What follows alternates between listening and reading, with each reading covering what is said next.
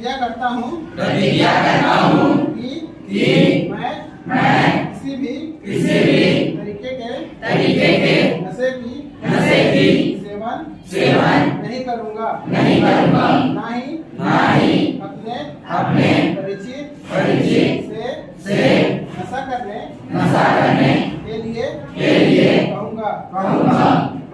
मैं नशे की कारोबार का विरोध कर नशा मुक्त समाज का निर्माण में सहयोग करूँगा। मैं लोगों को नशे की गंभीर परिणामों से अवगत कराऊंगा तथा उन्हें नशा मुक्त जीवन जीने का आग्रह करूंगा। मैं अपने शरीर, घर परिवार, आस पड़ोस व राष्ट्र की नशे से रक्षा करने के लिए हर संभव कोशिश करूंगा। नशा समस्त बुराइयों का जड़ है।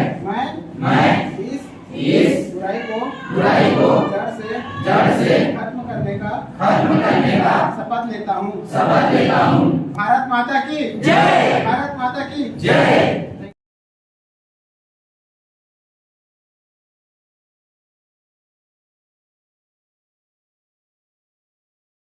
बन जाता है यहाँ से करते चलना है जीवन में। तो जिस उद्देश्य के लिए भाई साहब आए हैं हमारे विद्यालय में, वह उद्देश्य ये है कि नशा से बहुत लोगों की परिवार का विनाश हो रहा है और उससे कोई लाभ नहीं है। एक लाभ है कि जो डिग्री करता है वो आर्थिक रूप से मजबूत जरूर होता है, लेकिन जो नशा करने वाला है उसका विनाश हो जाता है। और हमारे आसपास में ऐसी बहुत सारी ऐसी घटनाएं हो रही हैं जिसका खामियाजा आप जैसे बच्चों को आर्थिक रूप से उठाना पड़ रहा है। आर्थिक रूप से कमजोर परिवार होने के कारण कैसे कमजोर हुआ? क्योंकि वो अपनी आमदनी का अधिकतम राशि किसमें लगा दिया? नशा में लगा दिया। इसलिए आपकी पढ़ाई लिखाई में जो खर्च उनको करना था, आपके पेरेंट्स को, आपके पिता पालक को, वो राशि भी उन्होंने गलत तरीका से खर्च कर चुका है। तो उसका खामियाजा आप जैसे युवा विद्यार्थियों को भी उठाना पड़ता है। तो मैं प्राचार्य जी को आग्रह करूंगा कि जो आगंतुक हैं अपना परिचय तो देंगे ही कभी, और विद्यालय परिवार की ओर से पुष्प कुछ दे करके उनको सम्मानित करें और उनकी जो विचार है, बात है, उसको हम यहाँ पर सुने।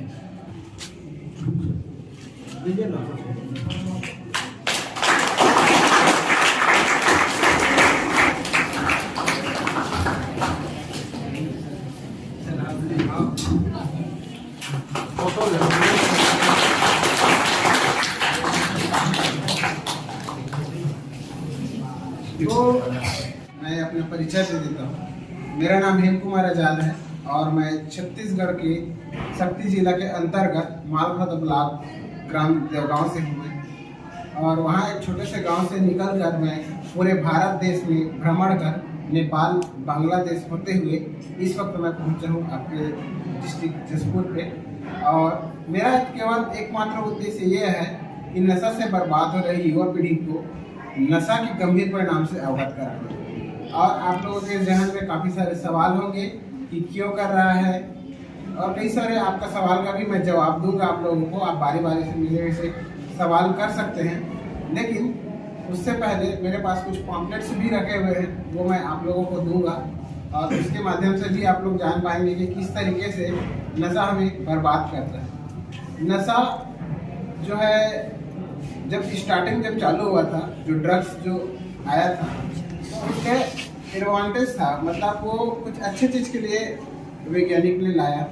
और जो हम पैरासीटामोल जो खाते हैं उसमें 0.001 ऐसा कुछ का उसमें मात्रा रहता है, लेकिन वो कितना इफेक्टिव रहता है हमारे शरीर के लिए, जितना भी दर्द रहता है फीवर रहता है उसको निकालने में काम करता है। और उसको लोग जो है गलत तरीके से यूज कर अपने आप को डायरेक्ट रूप से नशा के रूप में प्रयोग कर उससे बहुत सारे जो युवा पीढ़ी है अपने आप को बर्बाद कर रहे हैं। और मैं नशा की बात कर रहा हूँ तो मेरे लिए चाहे वो गुटखा हो या बीड़ी हो, सिगरेट हो या दारू हो या बड़े से बड़े जो ड्रग्स हो, मेरे लिए इक्वल ही है, क्योंकि सबके अपने अपने लेवल पे अलग अलग डिसएडवांटेज है। डिसएडवांटेज है कहने का अर्थ ये है कि वो जो नशा है कहीं न कहीं आपके बॉडी को नुकसान ही पहुंचाता है। सपोज कोई व्यक्ति गुटखा खाता है तो गुटखा खाने से दांत खराब होता है, मुंह छोटा होता है, मुंह का कैंसर भी हो सकता है। तो सबका जैसे कि एक चोर जो रहता है वो चाहे 1 रुपये चोरी करे या 1 करोड़ रुपए चोरी करे, उसका जो भी ये केस लगेगा उसमें इक्वलिटी लगेगा। तो वैसे ही नशा भी है कि जो चाहे छोटा हो या बड़ा हो, नशा नशा ही है। तो मैं आप लोगों को शायद ये आपको पूरा ना पहुंच पाए, तो आप लोग मेरे पास इतना है अभी तो मैं डिस्ट्रीब्यूट कर रहा हूँ, तो शायद एक टेबल में एक रखिए, आप लोग पढ़ भी सकते हैं। और आपसे एक अनुरोध है, इसको पढ़ने के बाद डस्टबिन में फेंकना मत, या किसी को दूसरे को दे सकते हैं, क्योंकि इसको मैं अपने पैसा से इन्वेस्ट करके मैं बनवाया हूँ। तो इसको फाड़ के फेंकना मत डस्टबिन में, क्योंकि इसको दे देना किसी को ताकि वो पढ़ के और किसी को तीसरे व्यक्ति को दे सके। ठीक है, तो आप एक रखिए और फिर पीछे दे दीजिए। एक बच्चे बांट दो, बंटवा दो, उनको बांट दो। लोग एक दिन लोग करके बड़ मुझे लोग करके फोटो से दे दो। अमन मेरे को एक स्पून लेके आओ।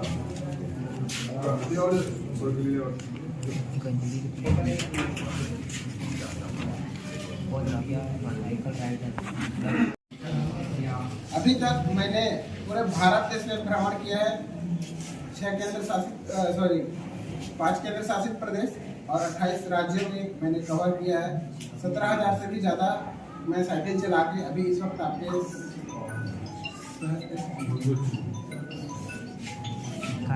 कॉलेज में, लाइब्रेरी में यूथ लोग से मिला हूँ। तो जो मैं नशा का जो स्टेप बता रहा हूँ, मेरा रिसर्च के अनुसार में ऐसा परिणाम आया है कि जो नशा जो स्टार्ट करने का जो स्टेप है वो 2 ही स्टेप होते हैं। या तो नशा पहला जो चीज़ होता है इंजॉयमेंट के लिए, इंजॉयमेंट के और बहुत सारे साधन हैं, लेकिन लोग जो है हमारे जो युवा पीढ़ी है वो इसी रास्ते को ज़्यादातर चुन लेते हैं। दूसरा जो है टेस्ट करने के चक्कर में लोग जो है अपने आप को नशा में डुबा देते हैं और एक अलग ट्रैक पे चले जाते हैं, जिससे कि काफ़ी ज़्यादा हमारे समाज को नुकसान होता है, हमारे फैमिली को नुकसान होता है। और एक जो छोटा जो पहला जो टेस्ट है, पहला कस जिसको बोलते हैं, उसी की वजह से लोग अपना जो राह है वो दूसरे राह पे लेके चले जाते हैं। तो और जो तीसरा जो चीज़ है सेल्फ सेटिस्फेक्शन। सपोज कोई व्यक्ति नशा कर रहा है, जो एक युवा व्यक्ति है वो नशा कर रहा है, तो वो अपने आप को सेल्फ सेटिस्फेक्शन देने लगता है कि ठीक है, मैं 1 महीने में 1 बार अगर ले रहा हूँ तो मेरे बॉडी के लिए कोई हार्मफुल नहीं है। बट वो कब धीरे धीरे वो एडिक्शन में परिवर्तन हो जाता है उसको खुद भी पता नहीं चलता। मैं बहुत सारे रिहेबिलिटेशन सेंटर मैंने विजिट किया है, तो उसके दौरान मैंने पाया है कि मेरे जितना उम्र का एकदम यंग व्यक्ति जो है वहाँ पर हर जगह मैं विजिट किया, हर जगह मैंने पाया, क्योंकि वो वहाँ पर मैंने ये पाया कि क्यों, मतलब कैसे आप इस जगह पे आए और क्यों, मतलब अभी इस वक्त इस चीज़ को फेस कर रहे हैं, कैसा लग रहा है। मैंने उनसे सवाल किया तो उन्होंने बताया कि दोस्त के चक्कर पे, इंजॉयमेंट के लिए, इस सब चीज़ों में उन्होंने अपने जीवन को एक गलत राह पे ले आता है और यहीं से क्राइम में लीड होना शुरू हो जाता है। जितने भी क्राइम होते हैं उनमें अधिकतर जो लोग पाए जाते हैं वो है नशा के हालात में पाए जाते हैं। अभी रिसेंटली, एकदम रिसेंटली 2-3 दिन पहले की बात बता रहा हूँ, स्पेन से एक कपल आए हुए थे यहाँ इंडिया पे, टूरिस्ट जो वर्ल्ड ट्रैवल कर रहे हैं। झारखंड के एक गांव है, वहाँ 7 लोगों ने मिलकर उसके साथ गैंग रेप कर दिया। तो ये जो अभी जो, हालांकि अभी पुलिस ने उनको कस्टडी पे ले लिया है, और उनका जो सिचुएशन था उस समय नशा के हालात में पाया। पर बहुत शर्म की बात है, ये हमारे कंट्री में उनको रिस्पेक्ट मिलना चाहिए। जैसे हमारे कंट्री में अतिथि देवो भव के रूप में हम स्लोगन है हमारा, लेकिन उनके साथ इतना गंदा व्यवहार हुआ, इसके लिए हमारा जो देश है पूरा इंटरनेशनल लेवल पे बहुत ही गंदा ये व्यवहार हुआ है। उन्होंने 62 कंट्री क्रॉस करके हमारे इंडिया में पहुंचे। तो देखिए नशा किस तरीके से क्राइम को की ओर लेके चले जाता है, और वो जितने भी व्यक्ति थे सब नशा के हालात में थे। वैसे ही जब एक व्यक्ति नशा शुरू करता है, स्टेज जो स्टार्ट रहता है, उसके पास कहीं कहीं थोड़ा मोड़ा पैसा रहता है। थोड़ा मोड़ा पैसा होने की वजह से वो नशा तो करता है, दोस्त लोग को कराता है। जब वो एडिक्शन में आ जाता है तो फिर वो क्राइम करना शुरू करता है। जब वो उसको तलब हो जाएगा, जब उसको नहीं मिलेगा, उस कंडीशन में वो क्या करेगा, तलाश करता है, किसी को चोरी करेगा, किसी को मारेगा, किसी को लूटेगा, फिर उसका जीवन एक अलग ट्रैक पे चले जाता है। इसके डायरेक्ट इम्पैक्ट है और इनडायरेक्ट भी इम्पैक्ट है। मतलब जो इसका डायरेक्ट किस तरीके से हमको नुकसान करता है नशा, वो चीज मैं आपको बता रहा हूँ। हमारे शरीर को, एक व्यक्ति नशा कर रहा है, उस व्यक्ति का शरीर को डायरेक्ट इम्पैक्ट पड़ता है, वो उसका खुद का है। जैसे किसी को हम बोलने चाहते हैं तो मैं कर रहा हूँ, मेरे पास ऐसा पी रहा हूँ, तो तुमको क्यों दर्द हो रहा है, ऐसा जनरली सुनने में। बट उसका इनडायरेक्ट प्रभाव भी पड़ता है। सपोज एक व्यक्ति नशा किया है और नशा के हालात में वो गाड़ी चलाते हुए जा रहा है सड़क पे, लेकिन एक तीसरा व्यक्ति जो आ रहा है, दूसरा व्यक्ति आ रहा है, वो नशा के हालात में नहीं है, बढ़िया से अपना ड्यूटी खत्म करके आ रहा है, और वो नशा किया हुआ व्यक्ति उसको घुसा देता है और अगला व्यक्ति का जान चले। ये इनडायरेक्ट प्रभाव है। तो इस तरीके का प्रभाव हमको काफी सारा देखने को मिलता है। आज के न्यूज में बता रहा हूँ, मेरा चाचा का जो साला है, मतलब मेरा मामा होगा, उनका आज डेथ हो गया। क्यों? क्योंकि नशा के हालात में गाड़ी चला रहा, एक्सीडेंट हो गया, ऑन द स्पॉट डेथ हो गया। अभी वो पोस्टमार्टम के लिए डबरा पे है। आज फोन आया था। तो छत्तीसगढ़ का हालात ऐसा है कि भारत में नंबर 1 पे अल्कोहल कंज्यूम करने वाला राज्य हमारा छत्तीसगढ़ है।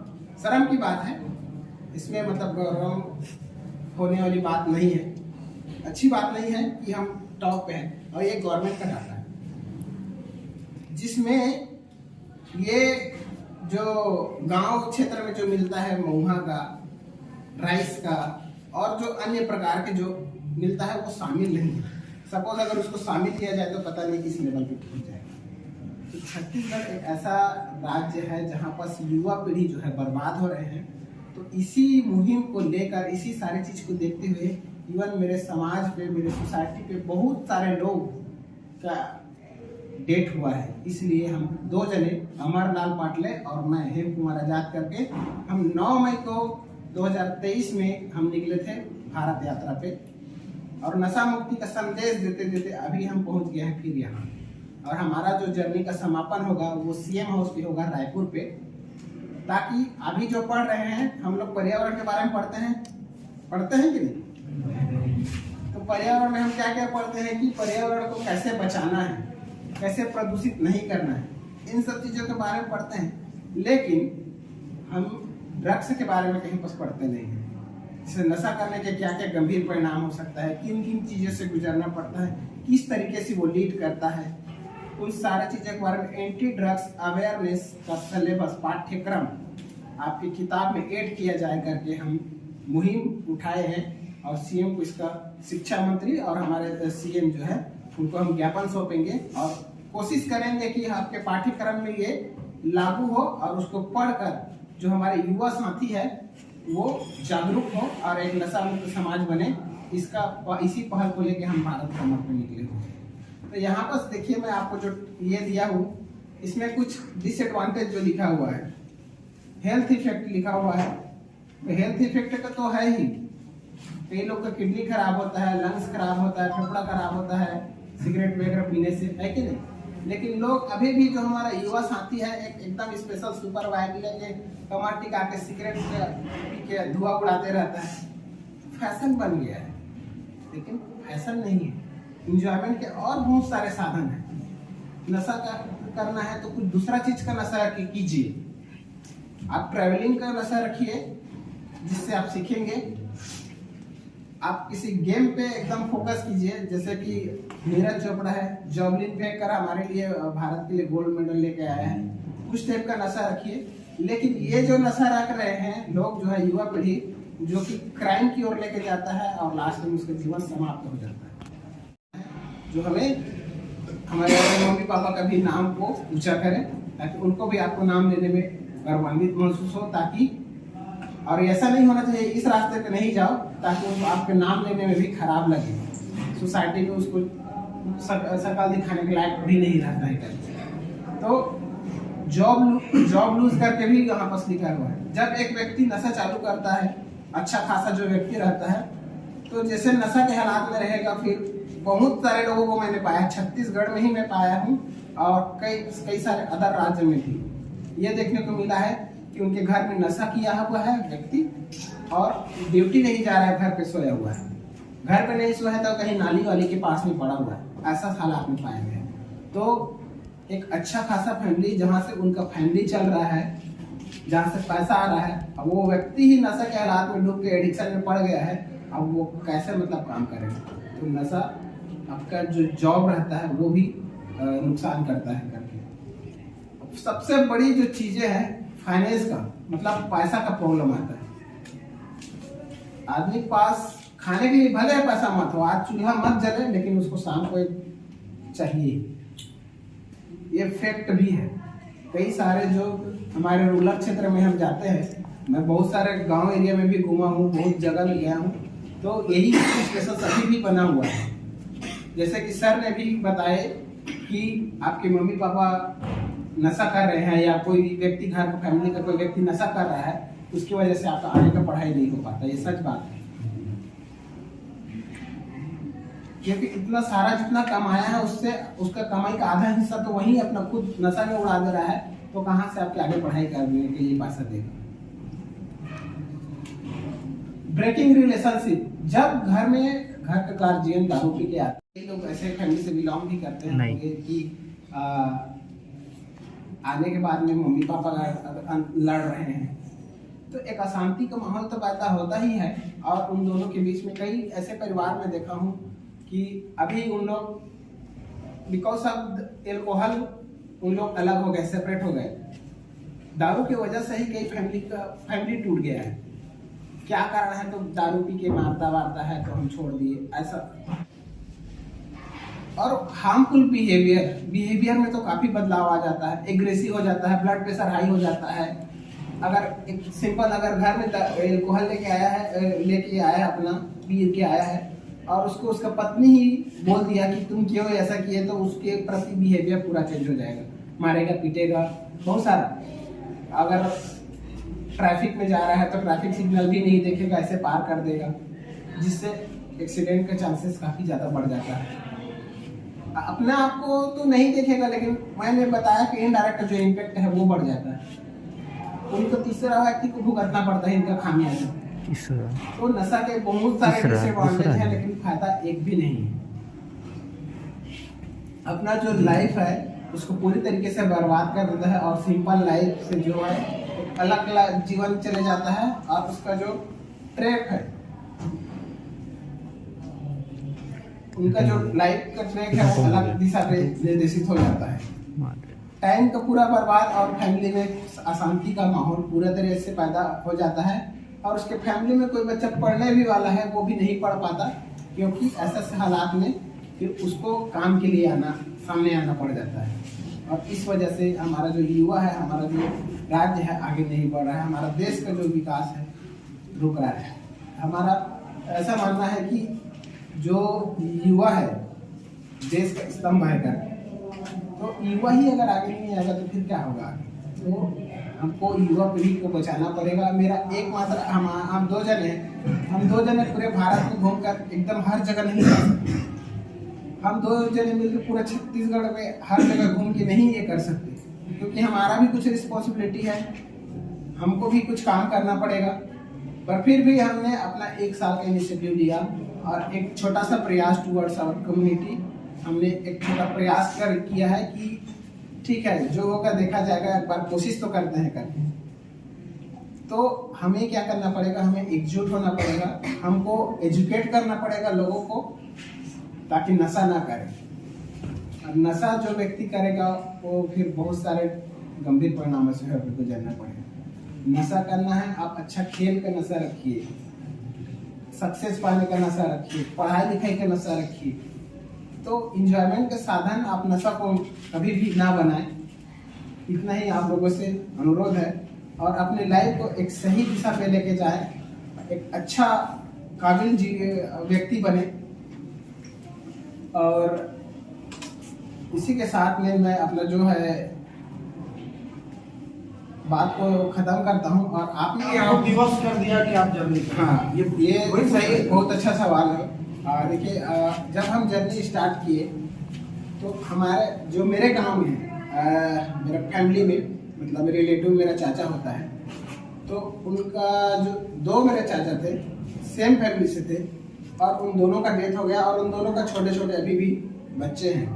अब और उनका शादी जो हुआ था तकरीबन 3-4 साल पहले ही हुआ था, तो 2 बच्चे हैं छोटे छोटे। तो उनका डेथ हो गया। क्यों? क्योंकि दारू इतना पीता था वो, और वो ऐसा नहीं कि मतलब अच्छे घराने से था, मतलब घर में सर्वसंपन्न था, जमीन जायदाद है, गाड़ी घोड़ा सब चीज़ है, बट नशा बहुत करता था। और नशा के कारण में वो बहुत पैसा खर्चा भी किया वो उसको बचाने के लिए, लेकिन नहीं बच पाया क्योंकि इतना डैमेज हो गया था उसका बॉडी कि डॉक्टर ने भी हॉस्पिटल में एडमिट के दौरान ही उनका डेथ हो गया।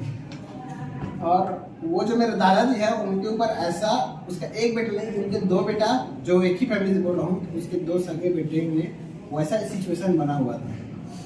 तो एक जने का जो डेथ हुआ वो उसके बाद में 3-4 साल बाद दूसरा व्यक्ति का हो गया, और दोनों का ही फिर छोटा छोटा बच्चा है।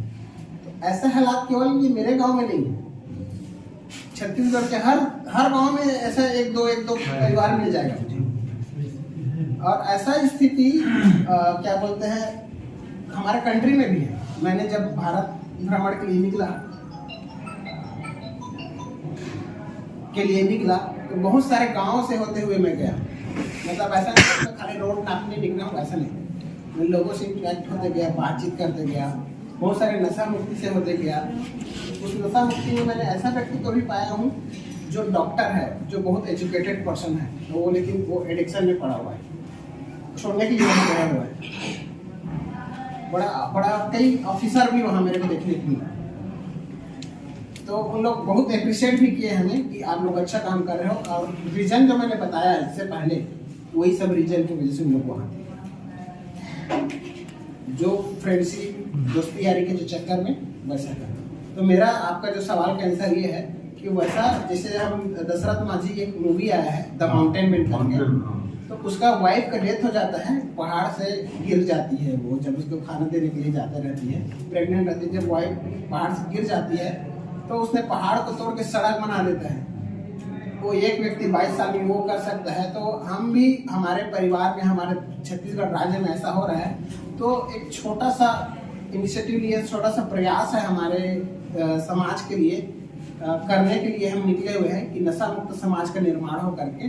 तो यही है कि हमारे भी कुछ रिलेटिव, कुछ रिश्तेदार ने ऐसा किया है और अभी भी हो रहा है ये सारा चीज। तो इसी को थोड़ा सा रोक लगाने के लिए हम भारत यात्रा के लिए निकले। और कोई बहुत अच्छा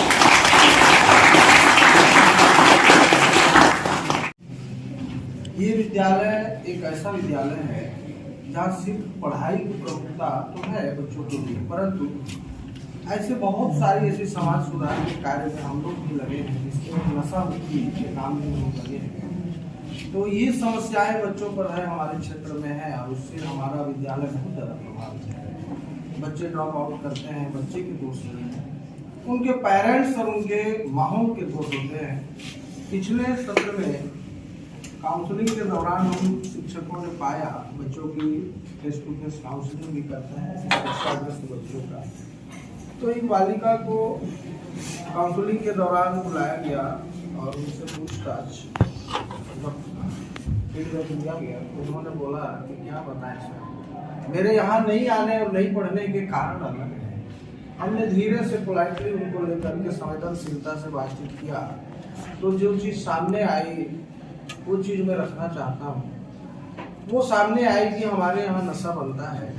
गांव के बच्चे तो हैं सारे और इंटीरियर के बच्चे यहाँ पर ट्राइबल एरिया है और साई जी का जो सीएम साहब का बात किए उनका इस स्कूल से जुड़ाव है, यहीं के इसी गांव के। तो वो बच्ची बताई उसमें हम बड़ा व्यथित हुए। जिस हमारे मम्मी पापा को हमने मना किया कि आप नशा मत करो, और भी काम है दुनिया में, अच्छे काम करो, भले मजदूरी करो, 2 टाइम 1 टाइम खाओ, लेकिन सुरक्षित रहना ही बहुत जरूरी महत्वपूर्ण है। तो वो बच्ची के प्रयास करने से भी वो सुधार नहीं हुआ, उसके खुद के परिवार में नशा बनना। अब जो व्यक्ति नशा पीने उसके घर में जा रहा है उस बालिका पर नजर लगा, वो अनसेफ हो गई। वो बच्ची अपने खुद के घर में असुरक्षित महसूस कर और वो अपने रिश्तेदार के यहाँ जा के रह रही क्योंकि उसका स्वयं का घर सुरक्षित नहीं है उसके पेरेंट्स के कारण। हमने तुरंत वहां गया और विथ एविडेंस, हमारे पास एविडेंस भी है, उस गांव में हम पहुंचे। पहुंचने के बाद में जैसी बच्ची का बयान था सेम वहां के लोगों को एकत्र करके इसके नुकसान पर हमने बात किया, उसकी पढ़ाई कितना बाधित हो गया और उसका लाइफ बनने से पहले ही खराब हो गया, इस पर भी हम बात किए। तो प्रयास करना सबसे बड़ी बात है और इन्होंने प्रयास करना है, लेकिन जीवन में न कुछ करना ये सबसे खराब चीज है। इसलिए हमें प्रयास को जारी रखना है। आपको पता है 39% यूथ है हमारे इंडिया में, आप पर तो विश्वास है ना, इसलिए आप एक अच्छा सुदृढ़ समाज की स्थापना कर सकते हैं। और यही इनकी भी मंशा है, इनकी बातों को आप अधिक से अधिक लोगों तक पहुंचाएं, क्या क्या चीजों से, और इनके काम में हम थोड़ी सी हाथ बढ़ा सकते हैं। और मैं एक आग्रह करूंगा इनसे कि जब भी बात हो तो इस पर विभिन्न प्रोग्राम हमारे विद्यालय में चलता है और उस सब का मोटो वही है, मानव सेवा, नशा मुक्ति। विभिन्न प्रकार के रैलियां भी हम निकालते हैं, लोगों को अवॉइड करने का जरूरत नहीं। इन बातों को भी आप समय अगर कहीं मिले तो जरूर रखें हमारे विद्यालय की तरफ से। और आपसे भी आग्रह है कि अगर किसी के वक्तव्य आप सुन रहे हैं तो आपके मन में अगर उतावलापन है कि कुछ और चीजों को सीखने का, तो प्रश्न आपके पास होना चाहिए। इन लोग के जैसे बताया सर बच्ची के बात में, ऐसे गांव में बहुत सारे घर में ऐसा चल रहा है।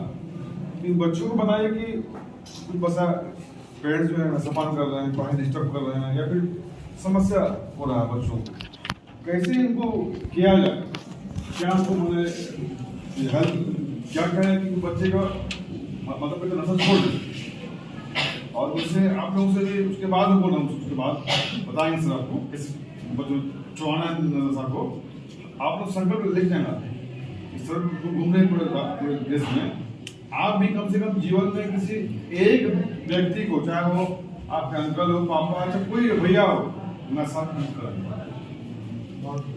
तभी इनका आना सार्थक होगा। क्यों सर? हाँ, तो आप उनको बताइए इस प्रकार को होगा जाए। तो सर ने बहुत अच्छा सवाल भी किए कि नशा से किस तरीके से जो नशा कर रहे व्यक्ति किस तरीके से कैसे हम नशा मुक्त बनाएं। तो मैं जो भी बता रहा हूँ आउट ऑफ माई एक्सपीरियंस में शेयर कर रहा हूँ आप लोग को। मैंने बहुत सारा बड़े से बड़ा रिहेबिलिटेशन सेंटर को मैंने विजिट किया है। तो वहाँ पे बहुत बड़ा मतलब ये नहीं होता है, वहाँ जो होता है विल पावर उन लोग का बिल्ड किया जाता है। उन लोग का जो चाहत बनता है नशा के प्रति छोड़ने के लिए, उसी को उन लोग बिल्ड करते हैं। काउंसलिंग सेशन होता है, बहुत सारी चीज़ें होती हैं। तो जिस तरीके से हमारा देश को सुरक्षित रखता है एक आर्मी वाला, है कि नहीं, हमेशा 24 घंटा आर्मी जो है बॉर्डर पे खड़ा रहता है तैनात अपना हथियार लेके, उसी तरीके से हमको हमारे परिवार के लिए तैनात रहना पड़ेगा। जो नशा है वो हमारा दुश्मन है, और हम जो है हम as a member of the family, हम एक आर्मी है हमारे फैमिली के लिए, और उसको क्या है उससे लड़ना है। तो कैसे नशा मुक्त हो सकता है, सवाल ये है। तो आपको सपोज किसी के भैया कर रहे होंगे, किसी का पापा नशा में होंगे, तो कैसे उन लोग नशा मुक्त हो सकते हैं? आपको सामने आना पड़ेगा, आपको बोलना पड़ेगा कि नशा नहीं करना है। अब आप बोलेंगे, एक बार 2 बार 4 बार बोलेंगे और फिर छोड़ देंगे, तो ऐसा करने से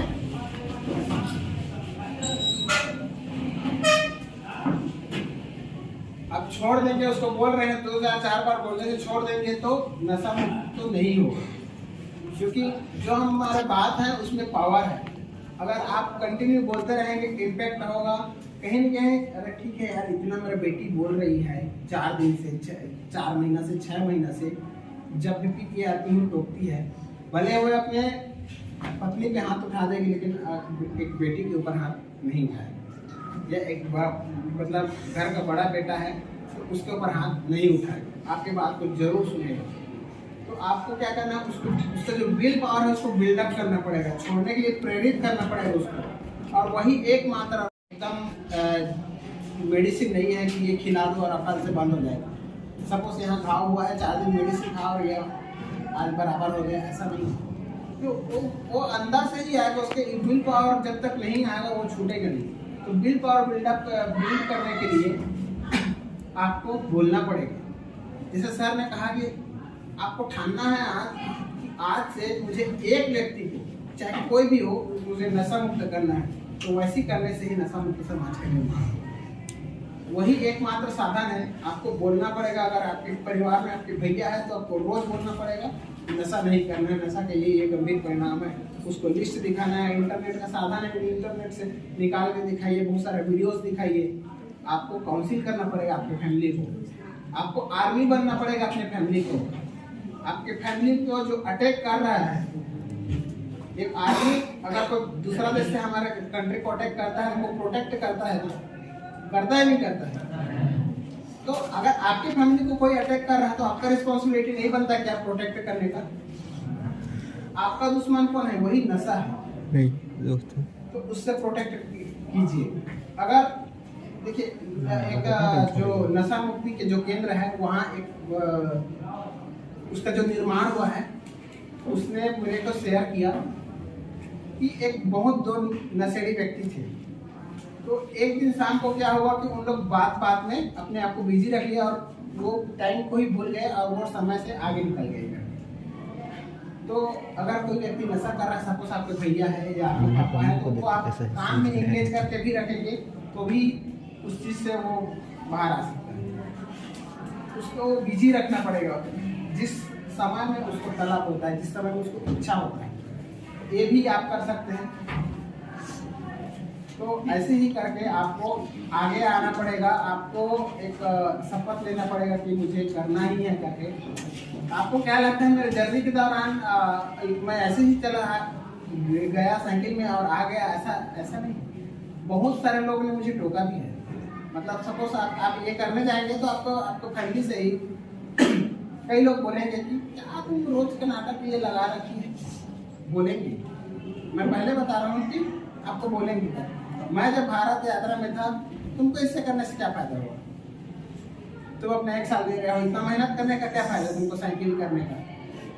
तो बहुत सारी चीज़ों को मैं सुना हूँ और उन चीज़ों को मैं इग्नोर करते हुए आगे बढ़ा हूँ। तो मैं आज यहाँ वापस आया, नहीं वापस आ गया होता या तेलंगाना से वापस घर आ गया होता और अपने काम में मैं ये काम शुरू करने से पहले अच्छा खासा जॉब भी कर रहा था। महिंद्रा फाइनेंस में ऑन रोल जॉब था, मेरा 25 से 30 हज़ार रुपये का सैलरी था। इंसेंटिव वगैरह करके मैं 25-40 हज़ार रुपये कमा लेता था। बट हमें हमारे रिस्पॉन्सिबिलिटी समाज के लिए भी है ना। मतलब हम आए इस संसार में अपना जीवन काटे और चले गए, ऐसा नहीं। आप आए हो यहाँ तो आपको अपना भी कंट्रीब्यूशन देना है। आप समाज के लिए, अपने परिवार के लिए दीजिए। बस मैं यही कहना चाहूँगा। और यही एक चीज़ है जिसको आप बिल्ड करके अपने फैमिली को बचा सकते हैं। और आपको आर्मी बनना पड़ेगा। अपने फैमिली के लिए आर्मी बनो, फिर उसके बाद देश के लिए बनो, समाज के लिए बनो, सबके लिए बनो। But first priority is our family. तो मैं कहूँगा और भी अगर कोई पूछना चाहते हैं सवाल तो अभी भी मैं रेडी हूँ। मैं खर्चा हो जाता है। और मतलब आप रहते कैसे हैं, खाते क्या हैं, मतलब इसके पीछे और कौन कौन सपोर्ट करता है आपको? इसके पीछे का जो सपोर्ट है सबसे पहले वो ये है, आप बैठ सकते हैं। मेरे पीछे कोई बैक सपोर्ट नहीं है। मैंने बताया कि जॉब कर रहा था, तो जॉब के दौरान जो भी मेरा सेविंग्स रखा हुआ था, सेविंग मेरा मनी था, उससे मैंने यात्रा चालू किया। उससे मैं एक नया साइकिल खरीदा। नया साइकिल के साथ साथ स्लीपिंग बैग और बहुत सारे इक्विपमेंट मेरा साइकिल में लगे हुए हैं। आप लोग सेशन के बाद देख सकते हैं मेरे साइकिल में क्या क्या लगेज है। वो सारा चीज़ जैसे वो चीज़ मैंने खरीदा अपने खुद के पैसे से। फिर मैंने अपना जर्नी चालू किया। तो मेरा बैक सपोर्ट जो है अभी तक कहीं से नहीं है। मैं न किसी एनजीओ से बिलोंग करता हूँ, न कहीं से कुछ भी नहीं। जस्ट लाइक दशरथ मांझी, उसका भी कोई बैक सपोर्ट नहीं था। वो जस्ट चीनी और वाले पे तोड़ रहा था।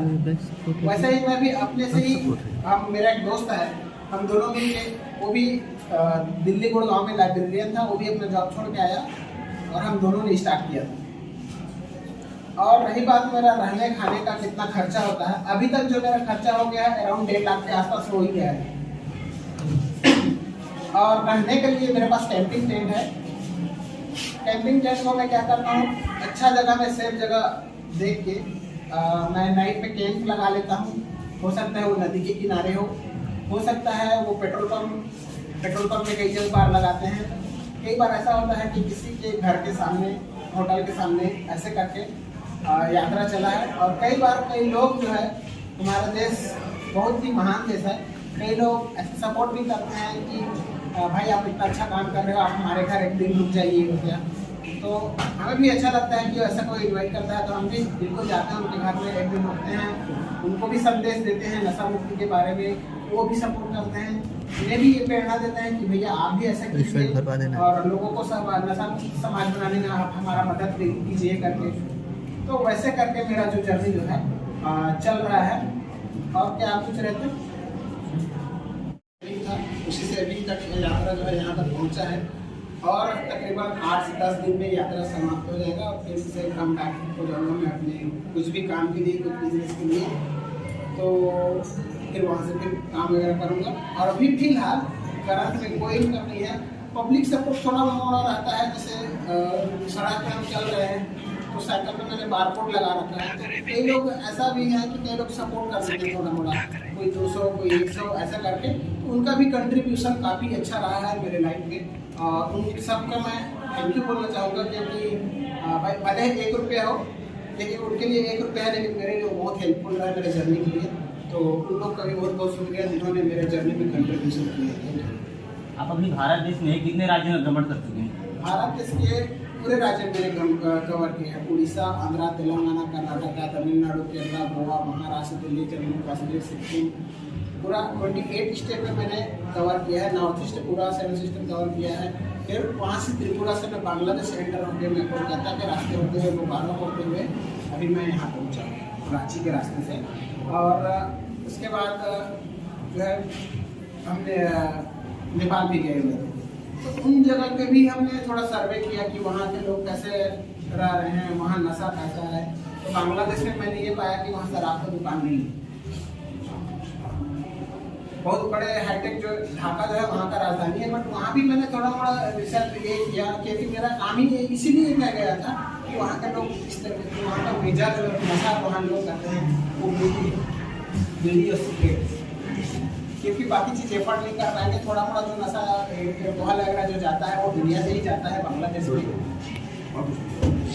तो इस वजह से वहाँ के लोग ज़्यादातर इससे तो प्रभावित हैं। और मेरे को सड़क के किनारे ऐसा व्यक्ति नहीं मिला जो नशा करके पड़ा हुआ। और वहाँ सबसे अच्छी ये है वहाँ के यूथ जो है।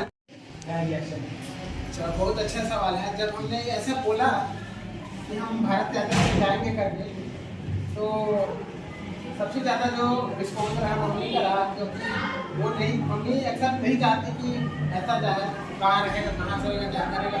मतलब एक जहन में क्वेश्चन सिंपल है, आएगा ही आएगा। तो उन्होंने साफ मना कर दिया। तो हमारा तो जिंदगी ही था कि हमको जाना ही है, करना ही है करके। तो फिर हम निकले। मतलब रिस्पॉन्स आता था कि स्टार्टिंग में सपोर्ट तो नहीं था उस टाइप का, बट मैंने कन्विंस किया उन लोगों को, तो ठीक है बोले लास्ट में। और लेकिन जल्दी आना बोले, तो जल्दी कैसे होगा, साइकिल से जा रहे हैं, तो ठीक है करके बोलना पड़ा क्योंकि मम्मी है तो मम्मी का जानते हो कैसे कनेक्शंस रहते हैं आप सब लोग, तो इस वजह से रिस्पांस मेरे फैमिली में थोड़ा सा अच्छा ही रहा, पॉजिटिव रिस्पांस रहा।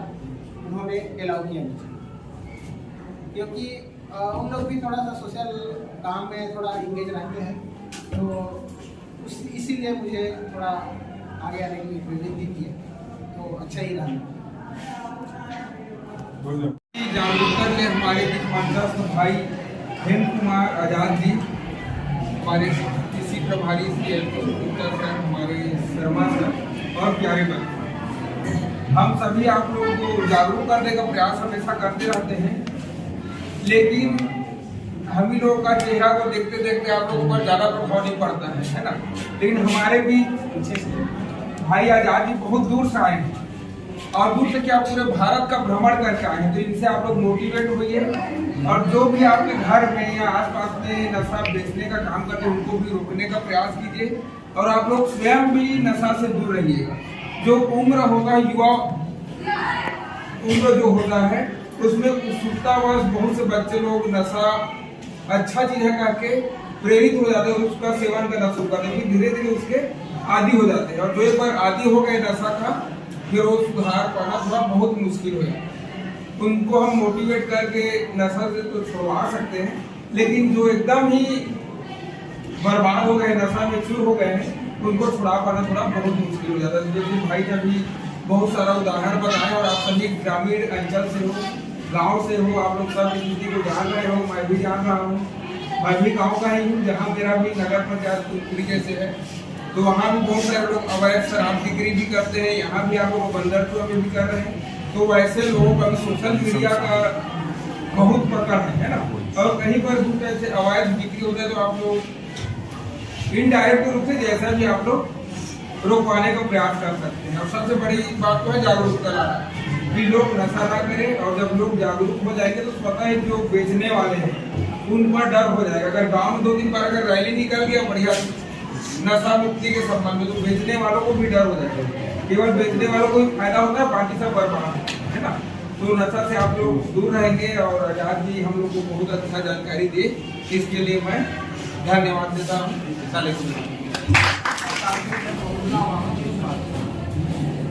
कोई भी राज्य के सरकार का उत्तरदायित्व होता है कि वहाँ के आम जनता के जीवन स्तर को उठाया जाए। यहाँ 2 चीजें हो रही हैं, तो दोनों चीजें एक दूसरे के घोर विरोधी। जीवन स्तर उठाना है, उसके लिए बहुत सारी योजनाएं गवर्नमेंट ने लाई, लेकिन एक तरफ उसका घोर विरोधी यह है कि जगह जगह नशा का दुकान बंद लोगों को आसानी से नशा मिल जा रहा है, वो भी गवर्नमेंट के दुकान से, आधार कार्ड के माध्यम से। आम जनता के लिए आदिवासी क्षेत्रों में कुछ किलो गहुआ के दारू बनाने का छूट, उसकी मॉनिटरिंग कैसे हो? 5 किलो का छूट है मान लीजिए, सब लोग आप कल्पना कीजिए, जिस दिन उन्होंने पकड़ाया उसी दिन 5 किलो का नाम आएगा, क्योंकि उनका कोई रिकॉर्ड नहीं कि कब बनाया 5 किलो। समझ रहे मेरी बात? आशा को ध्यान कि जिस दिन उन्होंने पकड़ाया 5 लीटर हमको बनाना है, 5 किलो मम्मा का बनाना है, सर उसी को बना के रखे, क्योंकि उस अधिकारी के पास भी कोई रिकॉर्ड नहीं है उसके खिलाफ में या उसके अगेंस्ट। तो ये तो छूट की श्रेणी में आ गए। अब वही 5 लीटर का उठाएगा पूरे वर्ष में। अब एक प्रश्न उठा कि जब गवर्नमेंट ही नशा बेच रहा है और छत्तीसगढ़ में बहुत अधिक आय के स्रोत, तो ऐसा छत्तीसगढ़ की अगर हम बात करें अपने कम अनुभव से, तो इतनी खनिज संसाधन और चीजों पर यहाँ रॉयल्टी है, और गवर्नमेंट के खाते में राजस्व की अन्य तरीके से भी वृद्धि की जाती है। तो एक शिक्षक होने के नाते हम सभी का तो यही विचार रहता है कि अगर नशा मिलेगा तो लोग तो जाएगा, दुकान दिखेगा तो सामान खरीदने जाएगा, ठीक है, अब किस उद्देश्य से राजस्व वृद्धि के लिए किया है या अन्य किया है, लेकिन दोनों विरोधाभास हमारे को तो लगती है कि जीवन स्तर उठाएंगे और जीवन स्तर उठाने के लिए राजस्व चाहिए और राजस्व आ रहा है नशा से। ठीक है, अब वो नशा में ही पूरा बर्बाद कर रहा है। अब तो उस नशा में जो बर्बादी हो रहा है और उसके राजस्व में अगर आम जनता के राजस्व में वृद्धि भी हो रहा है तो कहाँ जा रहा है? सब्सक्राइब मारे ना, सही काम के लिए नहीं जा रहा है। ये ज्वलंत प्रश्न हम लोगों के दिमाग में घूमते रहते हैं। तो कोई ऐसा उपाय हो कि कम से कम पहले भी नशा की दुकानें थी लेकिन सीमित थी और हर गांव में अब हो गया, मान के चलो थोड़ा सा शहर है वहां पर हो गया, ये काम है गवर्नमेंट का, कोई जांच पड़ताल नहीं होगा, वहां मॉनिटरिंग की कमी हो गई और मॉनिटरिंग नहीं हो रहा है, खुलेआम बिक रहा है, उसका फायदा उठा करके आम जनता भी वहां पर गांव-गांव में वहीं से किसी दुकानदार ले जा रहे हैं, ये वायरल हो चुकी है। इसको रोकना बहुत बड़ा चुनौती है। अब इस चुनौती से कैसे निपटना है, ये ज्वलंत प्रश्न आपको हम छोड़ दें। कुछ क्लिप्स आए हैं यहाँ पर, उसका उपाय हम ले सकते हैं, लोगों के दिमाग में दिन और रात इस बात पर नुकसान को भर सकते हैं और बहुत सारी चीजें इस मंच से आपने सुना है। लेकिन मेरा वही प्रश्न रहता है कि भाई आप दुकान खोलेंगे तो ग्राहक खुल जाएगा और ग्राहक कोई भी हो सकता है, पैसा वाला भी हो सकता है, बिना पैसा। तो राजस्व बढ़ाने का जो उपाय है दूसरे तरीका से किया, जो कोयला है यहाँ, मिट्टी है यहाँ, हीरा है, सारी चीज है छत्तीसगढ़ में और तो बालू बेच करके हम कितनी आमदनी कमा सकते हैं। और सबसे ज्यादा नदी हमारे छत्तीसगढ़ में, पेड़ पौधा जंगल की अच्छी से कटाई करके पौधा लगा सकते हैं और उसका जो उपयोगी चीज है उसको भी हम मार्केट में बेच सकते हैं। तो हमको यही एक असमंजस की स्थिति प्रश्न लगता है, आपके सामने रख दिया और इनका आगमन हुआ। बहुत बहुत आपको धन्यवाद हमारे विद्यालय की ओर से और बच्चों को भी धन्यवाद कि आपने सुना। लेकिन कोई भी चीज को सुनना और परिणाम तक पहुंचाना बहुत जरूरी है। तो परिणाम कैसे पहुंचाएंगे, यही चुनौती आपको हम देते हैं और उसके बाद इस कार्यक्रम का समापन